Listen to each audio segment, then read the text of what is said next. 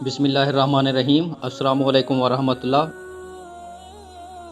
ایک شخص نے اپنی مسجد کے پیش امام سے کہا، مولانا میں کل سے مسجد نہیں آؤں گا۔ پیش امام صاحب نے پوچھا، کیا میں سبب جان سکتا ہوں؟ اس نے جواب دیا، ہاں کیوں نہیں۔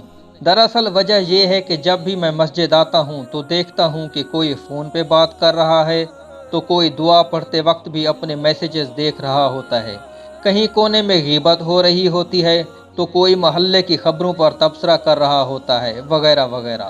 پیش امام صاحب نے وجہ سننے کے بعد کہا، اگر ہو سکے تو مسجد نہ آنے کا اپنا آخری فیصلہ کرنے سے پہلے ایک عمل کر لیجئے۔ اس نے کہا، بالکل میں تیار ہوں۔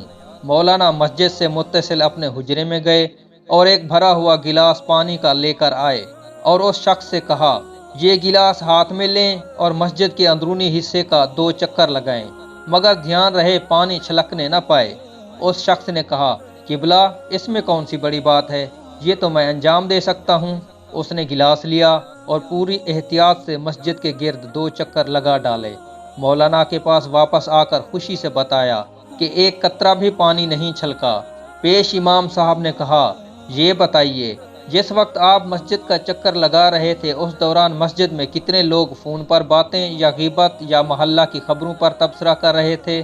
اس نے کہا، قبلہ میرا سارا دھیان اس پر تھا، پانی چھلکنے نہ پائے، میں نے لوگوں پر توجہ ہی نہیں دی۔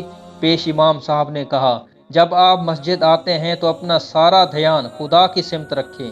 جب آپ خالص خدا کے لیے مسجد میں آئیں گے تو آپ کو خبر ہی نہ ہوگی کہ کون کیا کر رہا ہے۔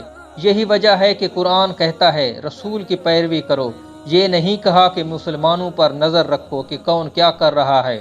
خدا سے تمہارا رابطہ تمہارے اپنے اعمال کی بنا پر مضبوط ہوتا ہے، دوسروں کے اعمال کی بنیاد پر نہیں۔